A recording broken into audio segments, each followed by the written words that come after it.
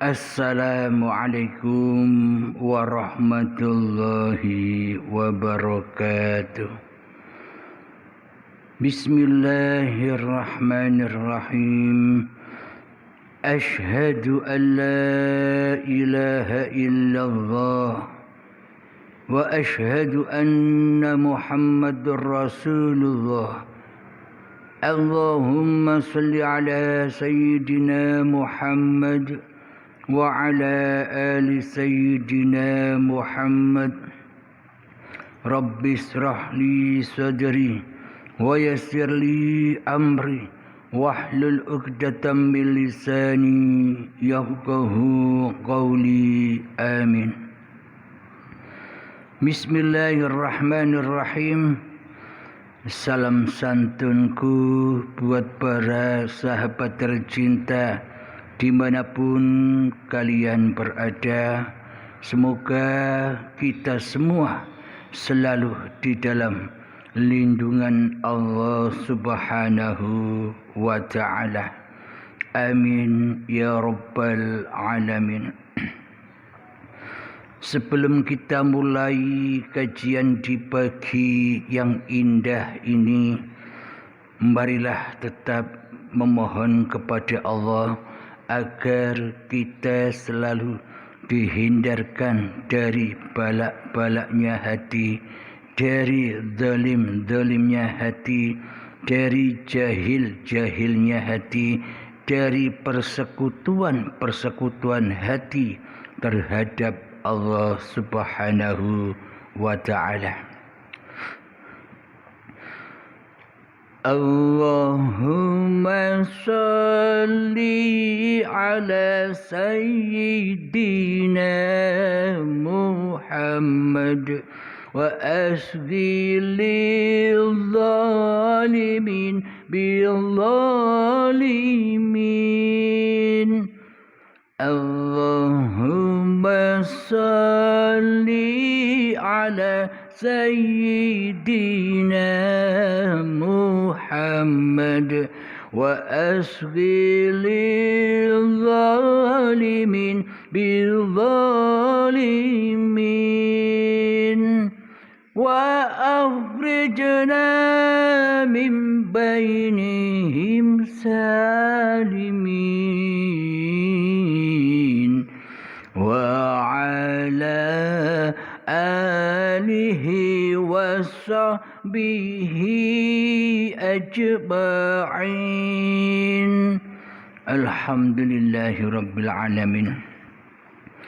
Pada pagi yang indah ini, mari kita sapa, mari kita sambut sahabat kita yang dari seberang sana, yang mana sahabat kita ingin bertanya.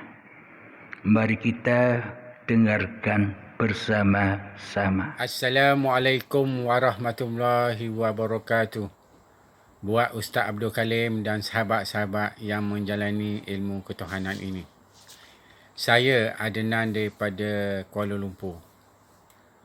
Begini Ustaz, apabila kita mengamalkan atau mempelajari ilmu syariat dan juga hakikat, pada akhirnya, penghujungnya kita akan menemui kesesatan.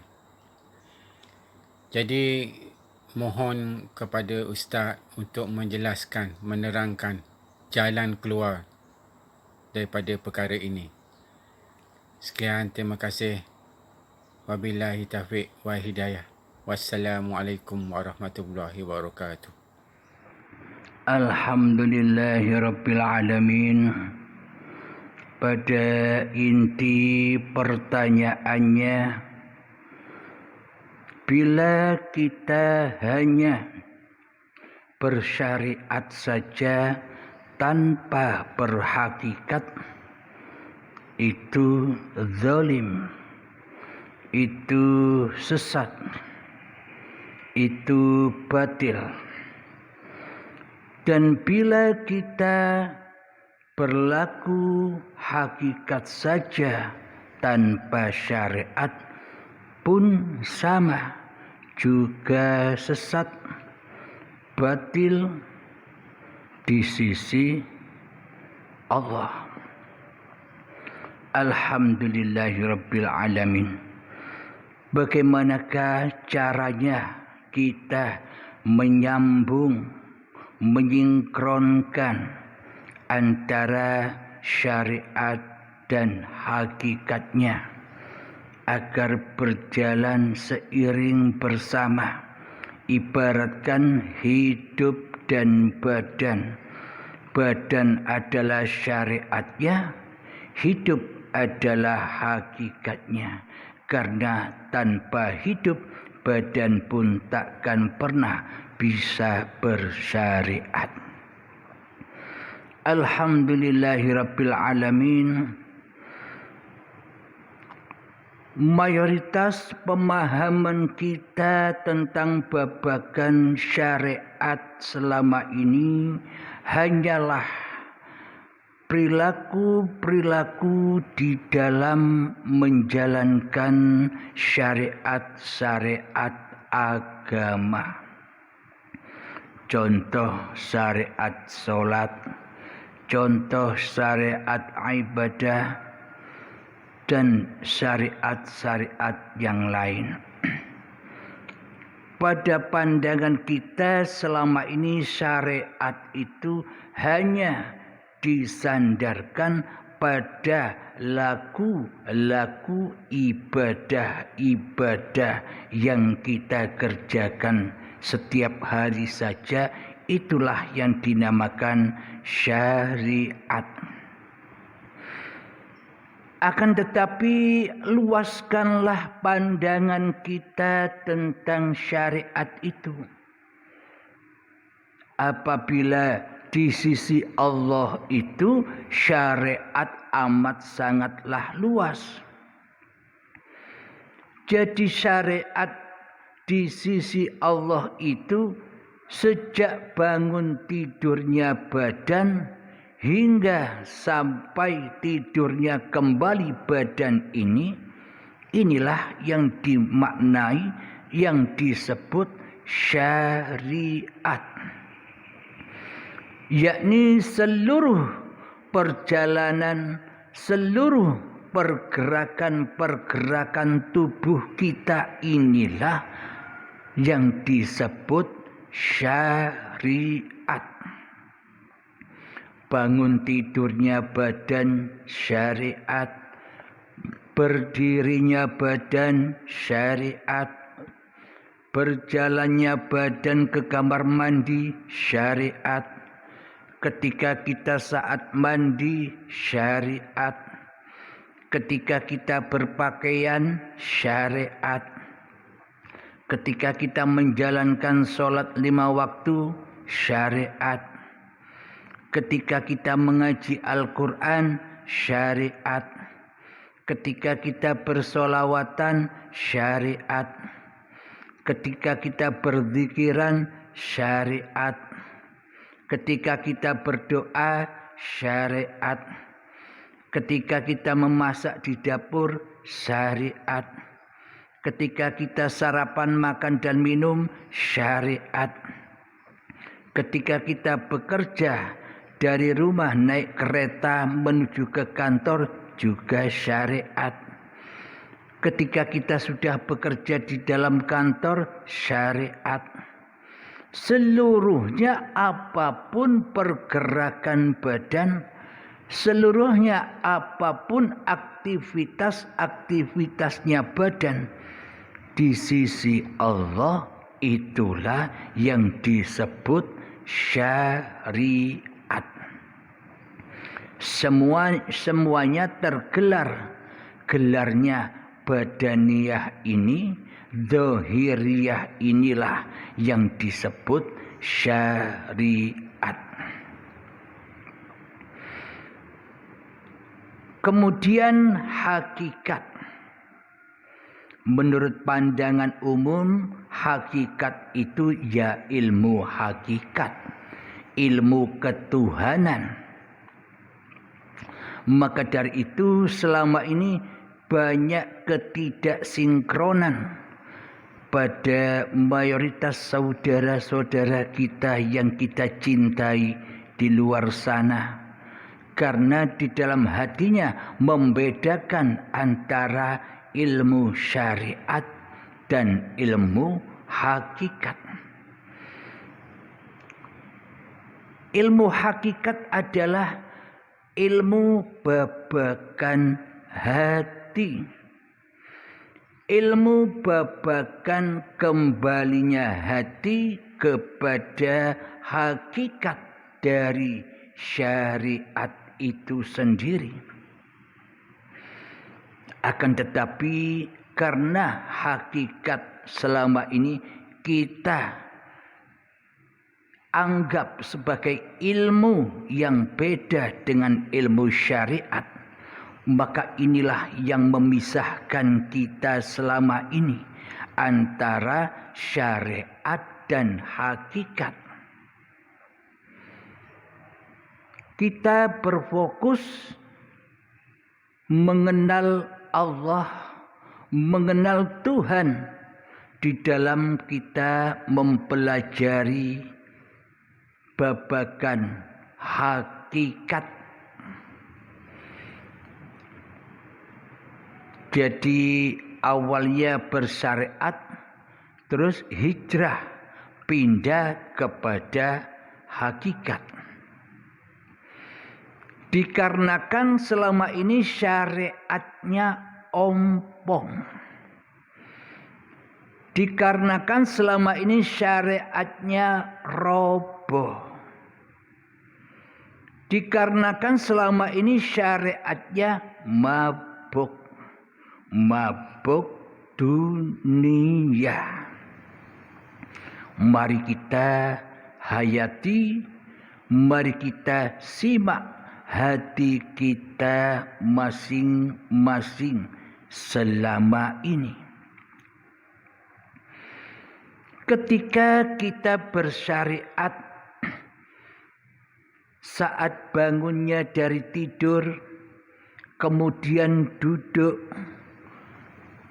lantas berdiri menuju kamar mandi, setelah itu mandi dan menuju sholat subuh, berzikiran, sholawatan, lantas sarapan pagi, makan dan minum, kemudian naik kereta atau naik motor menuju ke tempat kerja.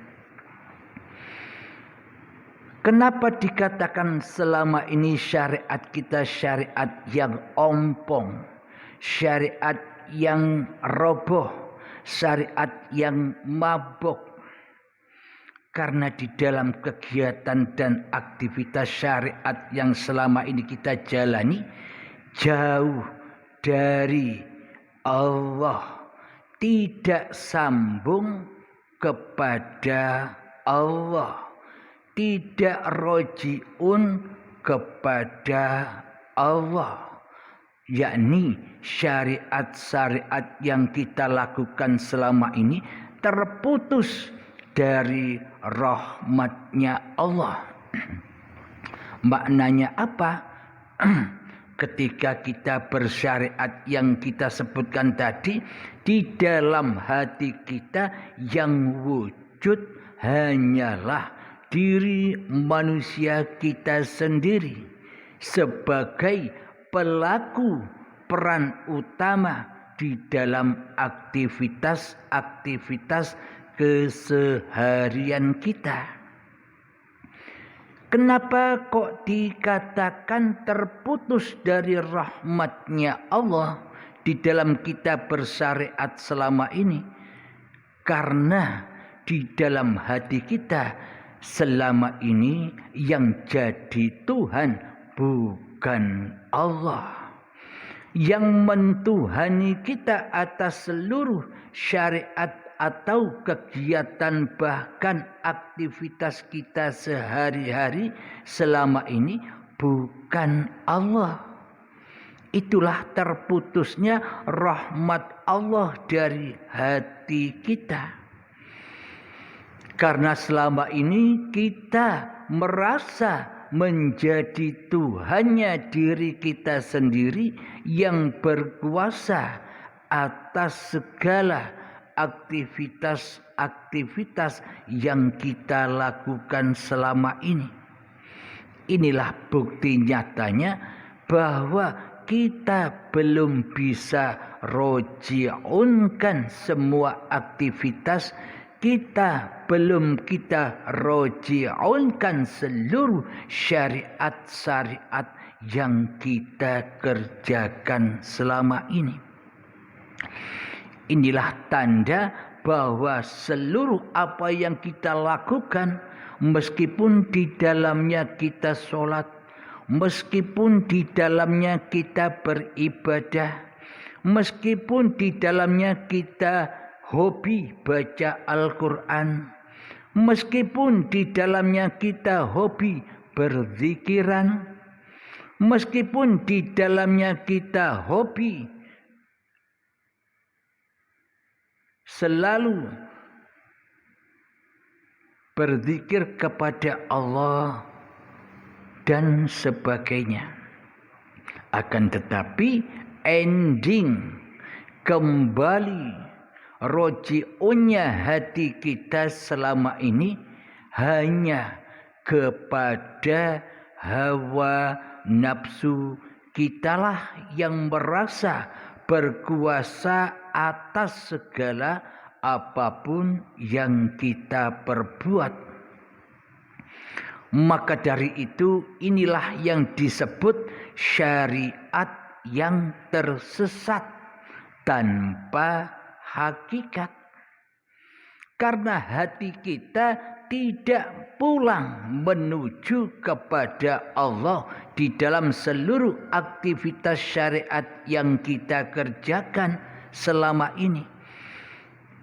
Karena seluruh aktivitas yang kita kerjakan, syariat yang kita kerjakan selama ini hanya diperuntukkan, hanya disandarkan, dipulangkan kepada salib yang terbesar di hati kita, yakni hawa nafsu kita sendirilah salib yang terbesar di dalam hati kita, yang selama ini selalu menghalang-halangi sampainya apapun syariat yang kita kerjakan sampai kepada Allah.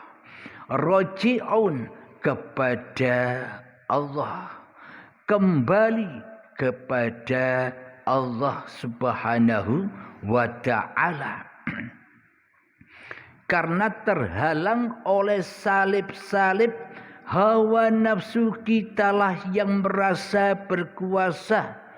Hawa nafsu kitalah yang merasa berhak memiliki syariat-syariat yang kita lakukan. Sehingga praktek hati kita bukan lillahi ta'ala, akan tetapi hanya li nafsi selama ini. Semua yang ku kerjakan, semua yang ku syariatkan hanyalah dari kekuasaan diriku sebagai pelaku di dalamnya. Sehingga kita merasa bangga atas apapun yang kita lakukan, sehingga kita merasa mulia dengan apapun yang kita kerjakan selama ini. Karena inilah disebut syariat yang tersesat. Karena inilah yang disebut syariat yang batal. Karena inilah syariat yang hancur, fanah. Karena roji'un dan pulangnya hanya kepada salibnya diri manusia kita sendiri selama ini sebagai Tuhan yang mentuhani hidup dan badan kita selama ini yang menghalang-halangi jumpa dengan Tuhan yang menciptakan diri kita selama ini. Karena nyembah salib inilah dosa dari dosa yang teramat besar di sisi Allah. Dosa yang tak pernah dapat ampunan dari Allah. Karena yang disembah di dalam hati kita selama ini bukan Allah, tapi salib diri kita sendiri yang merampok, yang merampas, yang menghaki, yang mengaku-akui bahwa seluruh kegiatan apapun yang kita lakukan, kita akui sebagai kekuasaan kita selama ini. Karena inilah tidak sinkronnya antara syariat dan hakikatnya. Dan karena inilah batallah seluruh apapun yang kita lakukan. Batallah seluruh ibadah apapun yang kita kerjakan selama ini, karena rojiun hati kita bukan kepada Allah tapi kepada salib, yang mana salib ini lebih dahsyat, lebih kejam daripada salib-salib yang ada di luar diri kita. Salib inilah yang dimaksud inna syaitana lakum aduwwum mubin. Sesungguhnya syaitan itu adalah musuh yang nyata bagimu. Salib inilah syaitan itu. Jadi bukti setan yang nyata itu, siapakah yang wujud di dalam hati kita? Itulah setan yang nyata. Itulah salib yang terakbar yang selama ini kita sembah, kita abdi. Selama ini kita menghamba bukan kepada Allah, akan tetapi kita menghamba, mentuhankan salib-salib diri inilah yang selama ini kita sembah. Terbukti di dalam hati kita selama ini Allahnya gaib, Allahnya tiada, Allahnya adam, yang mestinya Allah itu wujud. Oleh salib ini, oleh hawa nafsu kita ini ditiadakan Allahnya, digaibkan Allahnya. Maka itulah hancur leburlah apapun yang diusahakannya, hancur leburlah apapun yang diibadahkannya. Karena sesungguhnya bukan ibadah semua itu. Karena sesungguhnya sholat yang kita lakukan hanyalah mensekutukan Allah dengan salib diri kita sendiri di hati kita.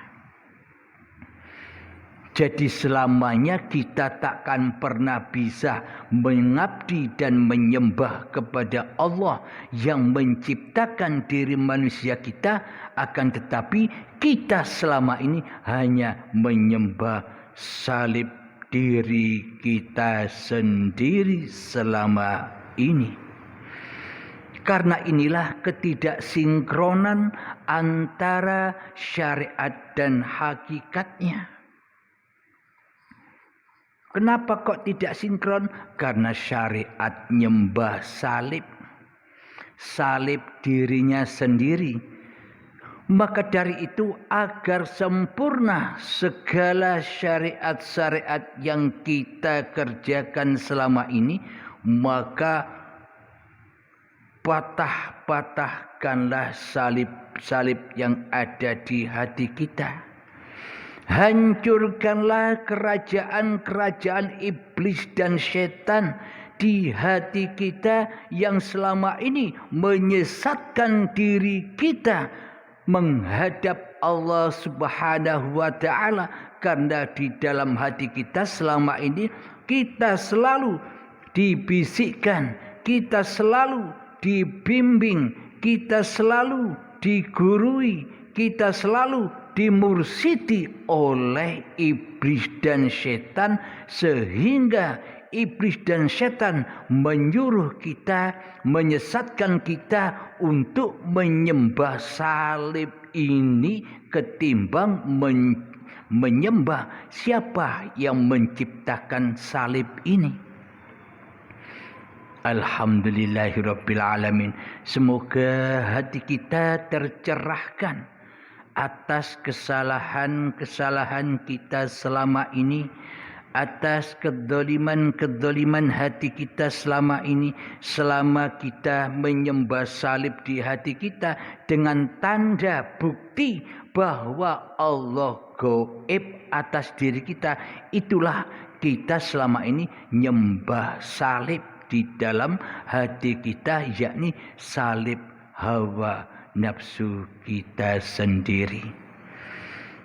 Maka dari itu, dosa yang paling besar di antara dosa-dosa yang ada adalah nyembah salib ini.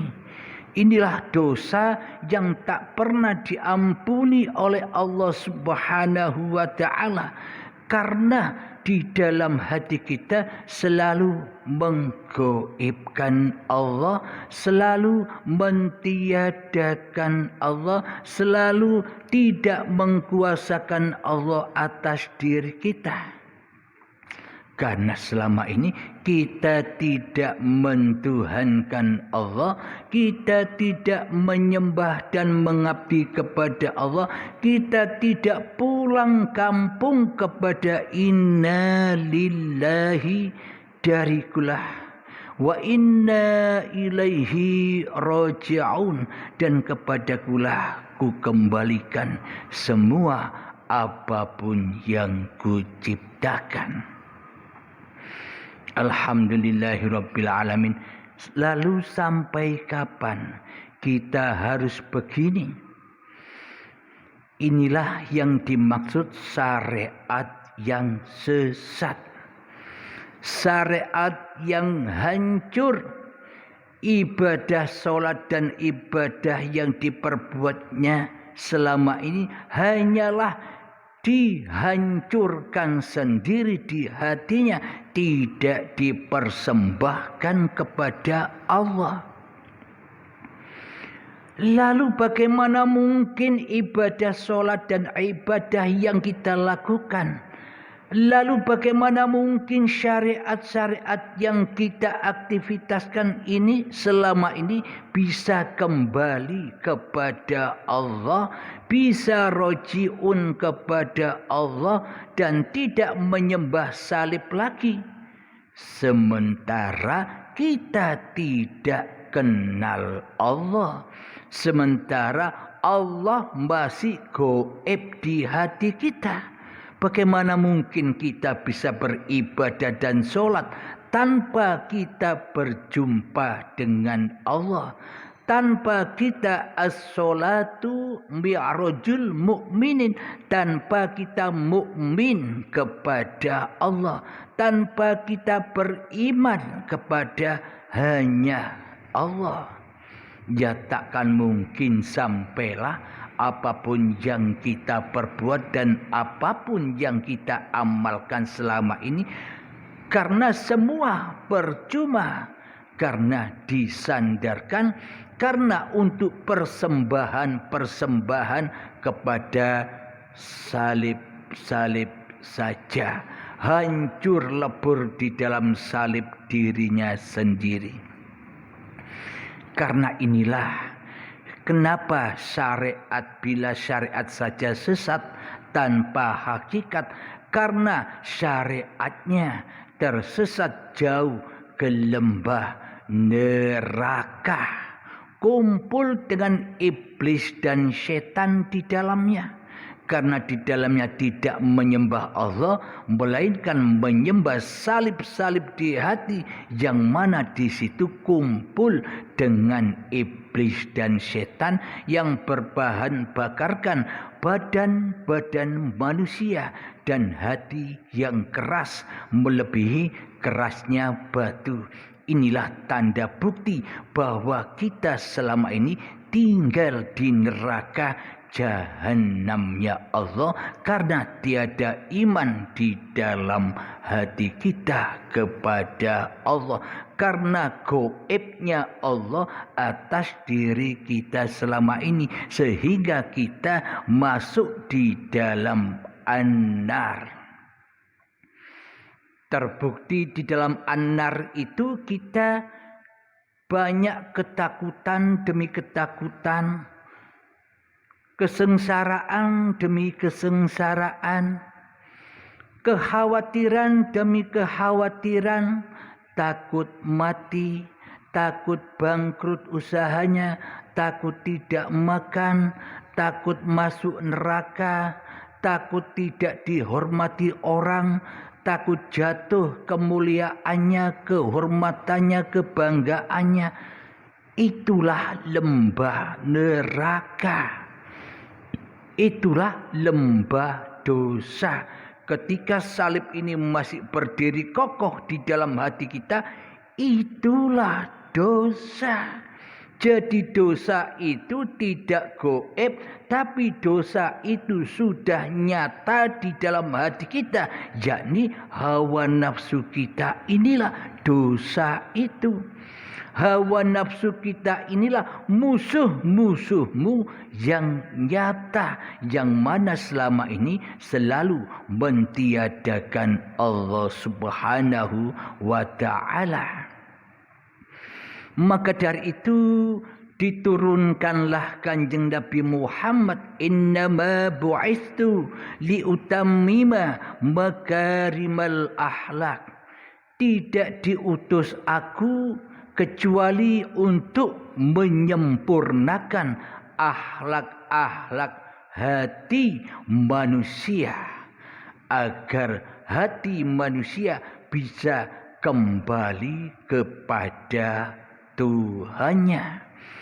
Jadi yang ditekankan di sini adalah akhlaknya hati, bukan akhlaknya dohir, tapi akhlaknya jiwa, agar bisa pulang jiwa ini kepada Allah, agar tidak diakui lagi bahwa urip iki uripe manungsane, akan tetapi dikembalikan, dirojiunkan lagi bahwa urip iki uripe Allah. Alhamdulillahirabbil alamin. Sehingga Kanjeng Nabi Muhammad diutus oleh Allah menyampaikan risalah-risalahnya, yakni diutuslah Muhammad untuk menerapkan syariat Islam, seperti sholat, seperti zakat, seperti puasa, seperti haji, umroh, dan lain sebagainya. Supaya seluruh syariat-syariat yang dibawa oleh Kanjeng Nabi Muhammad dari Allah ini, supaya diperuntukkan menjadi tunggangan, menjadi buruk untuk menuju kepada Allah, agar barokah apapun yang dikerjakannya. Jadi makna buruk itu adalah barokah, karena di dalam Al-Quran tidak ada kata buruk itu, kendaraan itu, yang ada hanya barkah, barokah. Jadi makna buruk itu barokahnya amal ibadah kita. Karena kita bisa menunggangi apapun syariat yang kita kerjakan, kita tunggangi untuk menjadi kendaraan menuju Allah. Maka dari itu diterapkanlah di dalam syariat Islam, innama a'malu binniyat. Sesungguhnya segala apa yang kita kerjakan tergantung niatnya. Lillahi ta'alaka atau linnas. Linafsi. Semua sudah teraplikasi di dalam hati kita bahwa seluruh syariat-syariat yang kita kerjakan semuanya hanyalah linafsi, bukan lillahi ta'ala. Buktinya apa? Bagaimana mungkin kita bisa pulang kepada Allah di dalam seluruh aktivitas ibadah yang kita lakukan? Bagaimana mungkin kita bisa roji'un kepada Allah untuk segala yang kita kerjakan, sementara Allahnya tiada bagi kita, sementara Allahnya gaib bagi kita? Semua itu hanyalah mimpi. Bagaimana mungkin kita bisa roji'unkan seluruh kegiatan ini kepada Allah, sementara Allah tiada bagi kita, yang wujud, yang nyata, yang hidup, yang berkuasa atas hati kita selama ini hanyalah kita nyembah salib-salib diri kita sendiri daripada menyembah kembali roji'un kepada Allah. Inilah realita yang kita alami selama ini. Inilah realita yang terjadi pada diri kita selama ini. Sehingga dengan salib ini kita merasa sudah benar apapun yang kita kerjakan. Kita selama ini merasa sudah yang paling benar sendiri atas syariat-syariat yang kita kerjakan selama ini. Hingga kita menyangka orang yang belajar ilmu hakikat itu tanpa syariat sesat. Jadi sama-sama sesatnya, syariatnya juga sesat, hakikatnya juga sesat. Inilah aplikasi hakikatnya kenapa syariat kita selama ini dianggap sesat oleh Allah, karena kita selama ini tidak pulang kepada Allah, tapi pulangnya kepada salib-salib di hati kita, yakni seluruhnya terkuasai dan dibakar dan diakui oleh hawa nafsu kita selama ini sebagai Tuhannya, pelaku segala amal yang kita lakukan. Karena inilah apapun syariat yang kita kerjakan itu dianggap sesat oleh Allah, karena tidak kembali roji'un kepada Allah. Inilah kajian-kajian kenapa syariat tanpa hakikat itu sesat. Ya karena inilah, karena hati belum bertuhankan kepada Allah, tapi hati masih bertuhankan kepada salib diri kita sendiri, nama diri kita sendiri, kebesaran diri kita sendiri, kesucian diri kita sendiri, kemahapujian diri kita sendiri, dan tiada Tuhan di dalam hati kita selain diri kita sendiri. Itulah salib diri kita selama ini. Jadi bagaimana cara kita mematah-matahkan salib ini? Jadi bagaimana caranya agar kita bebas lepas dari salib yang menghalang-halangi kita menuju Allah selama ini? Ya belajar ilmu hakikat dan makrifat. Ya belajar ilmu mengenal Tuhan, mengenal Allah. Agar apa? Agar seluruh syariat yang kita kerjakan tidak tersesat lagi. Jadi untuk apa Kanjeng Nabi Muhammad diutus memerintahkan kepada para sahabatnya, para pengikutnya, para kaumnya untuk mengerjakan syariat, yang mana di dalam syariat itu ada suatu niat, yakni niat lillahi ta'ala, supaya kembali kepada Allah, bukan kembali kepada manusianya, linafsi, supaya di dalam seluruh syariat-syariat yang kita kerjakan tidak jadi Tuhan diri kita di dalamnya, agar kita sampai kepada Allah seperti sampainya Kanjeng Nabi Muhammad kepada Allah. As-salatu mi'rajul mu'minin.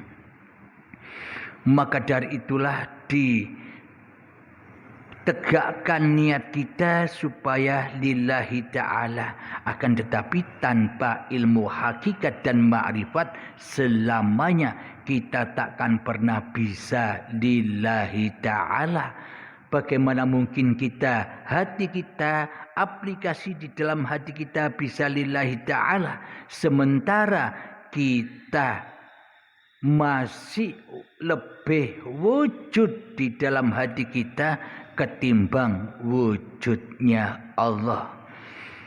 Kita lebih hidup di dalam hati kita ketimbang hidupnya Allah. Kita lebih berkuasa di dalam hati kita daripada kuasanya Allah. Maka selamanya takkan pernah sampai apapun yang kita ibadahkan dan yang kita amalkan sebelum kita mengenal Allah. Itulah pentingnya belajar ilmu hakikat dan makrifat agar sempurnalah syariat yang kita kerjakan. Jadi jangan hanya nyontoh dohir-dohirnya Kanjeng Nabi Muhammad saja.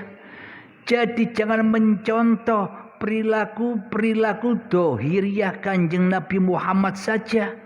Akan tetapi yang lebih penting dan yang sangat penting adalah mencontoh keadaan hati Kanjeng Nabi Muhammad sallallahu alaihi wasallam agar kita masuk di dalam Islam yang kafah. Islam yang sebenar-benarnya Islam. Islam yang selamat menuju kepada Tuhan yang menciptakannya. Inilah kondisi hati Kanjeng Nabi Muhammad. Jadi contohlah kondisi keadaan hati Kanjeng Nabi Muhammad yang selalu la ilaha illallah. Muhammadnya tidak ada, yang ada hanya Allah. Ahmad bila mim, mimnya sudah tidak ada, yang ada hanya Ahad. Inilah kondisi hati junjungan kita Nabi besar Muhammad sallallahu alaihi wasallam, untuk kita jadikan suri tauladan, untuk kita jadikan contoh-contoh atas perilaku hati kita selama ini. Untuk babakan syariatnya kita akhiri di sini dulu.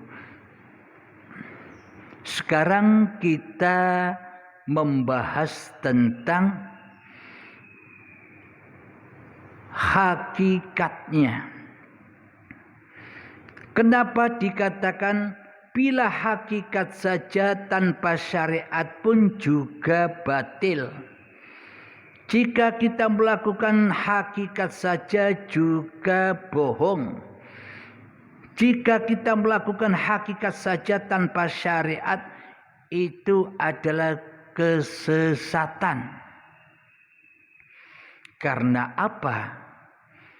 Karena yang merasa sudah makrifat selama ini bukan Allahnya, tapi manusianya lah yang merasa ngaku sudah kenal Allah di hatinya, padahal masih wujud kemanusiaannya, gaib Allahnya di hatinya.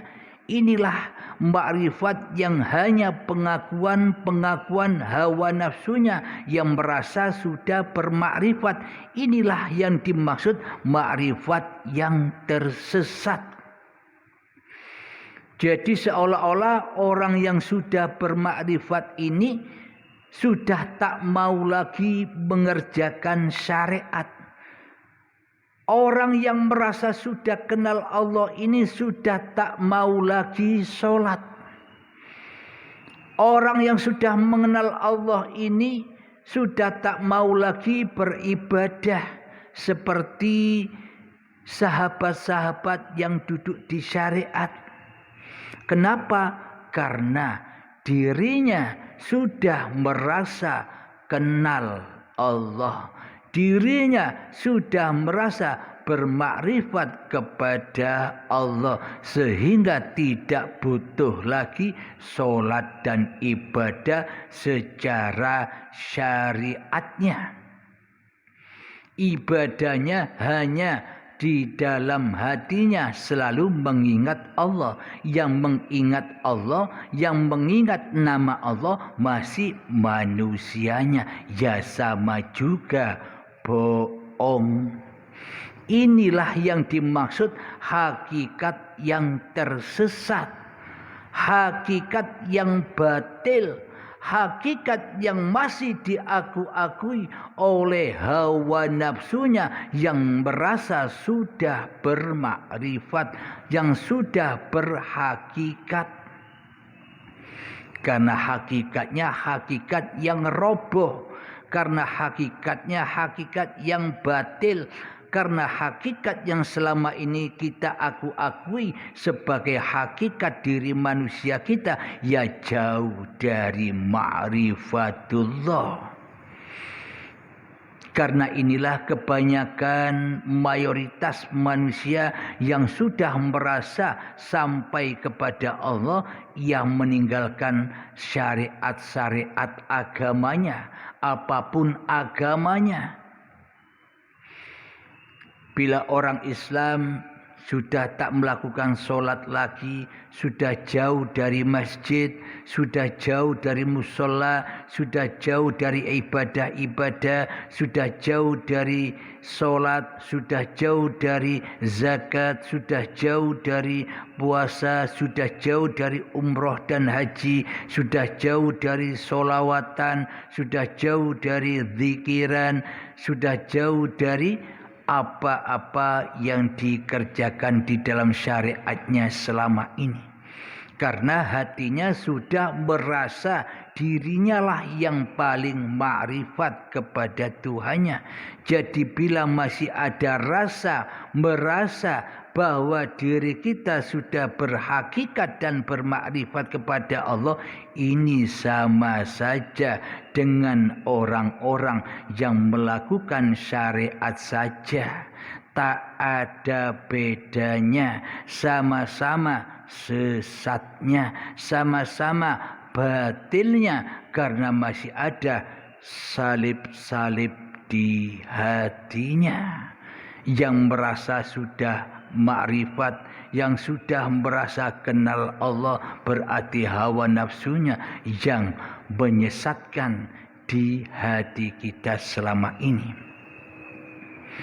Karena di dalam syariatnya, karena di dalam hakikatnya belum putus dari salib di hatinya. Jadi syariatnya sesat bila tanpa hakikat yang benar. Hakikatnya pun juga tersesat bila tanpa syariat yang benar pula. Jadi syariat dan hakikat itu sesungguhnya berawal dari yang ahad, berawal dari Allah. Jangan diaku-akui syariat, hakikat dan makrifat itu kuasa manusianya. Jangan diakui syariat dan hakikat itu milik manusianya. Inilah yang disebut syariat dan hakikat yang benar. Karena hati sudah pulang kepada Allah. Jadi PR bagi kita mulailah belajar ilmu hakikat dan ma'rifat yang benar, yakni mengenal Allah secara benar, mengenal Tuhan secara benar. Siapa yang menciptakan diri manusia kita? Siapa yang mewujudkan diri manusia kita?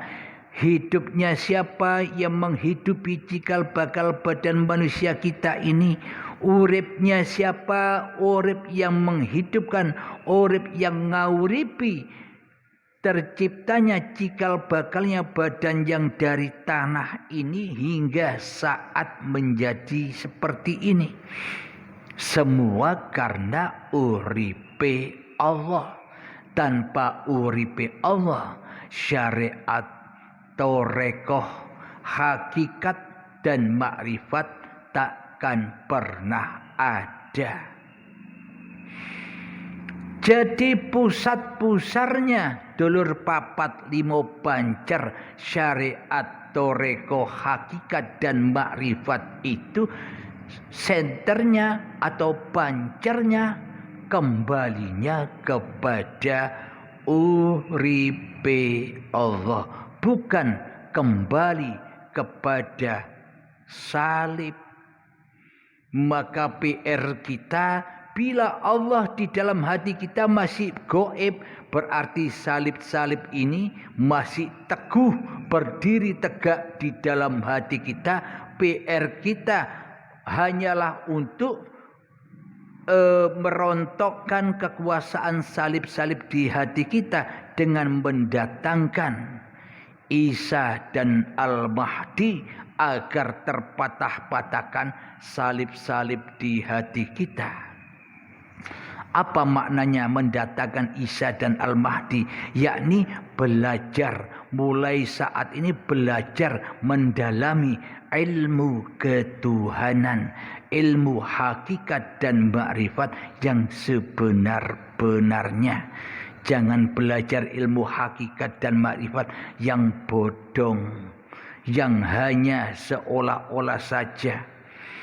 Yang mana di dalam ilmu hakikat dan makrifat masih teraku-akui salibnya yang merasa sudah sampai kepada hakikat dan makrifat. Belum putus hakikat dan makrifatnya, belum putus syariat dan torekohnya dari salib-salib di hatinya. Maka disinilah kita belajar makrifat yang sesungguh-sungguhnya, makrifat mengenal Allah yang sesungguh-sungguhnya mengenal Allah, agar tidak tersesat lagi syariat kita dan tidak akan tersesat lagi hakikat dan makrifat kita. Maka dari itu, alhamdulillahirabbil alamin. Inilah jawaban dari pertanyaan saudara kita, kenapa bila kita melakukan syariat saja tersesat dan kita melakukan hakikat saja tanpa syariat ya sesat. Karena inilah, karena apa? Karena salib di hati, karena diri kita yang mentuhani dan merajai syariat dan hakikat itu sendiri di dalam hati kita selama ini. Alhamdulillahirabbil alamin. Semoga kita semua senantiasa selalu ditunjuki oleh Allah Subhanahu wa taala. Amin ya rabbal alamin. Sebelum kita akhiri, kita memohon kembali kepada Allah lewat salawat zalimin daf'ul bala.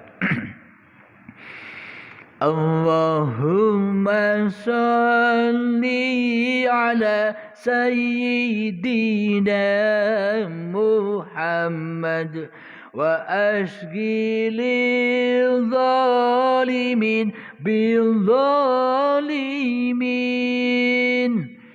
Allahumma salli ala sayyidina Muhammad wa ashghilil zalimin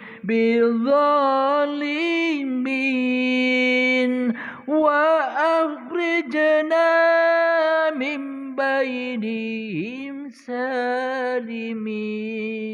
سالمين وعلى آله وصحبه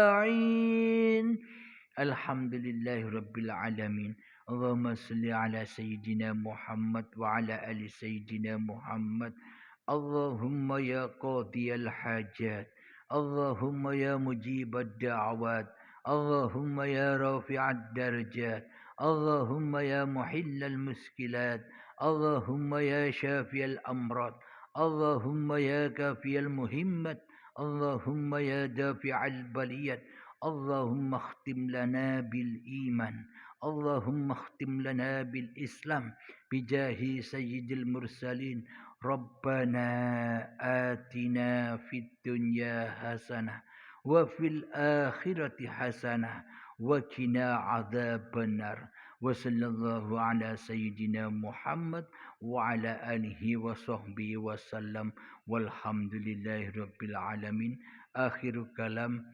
السلام عليكم warahmatullahi wabarakatuh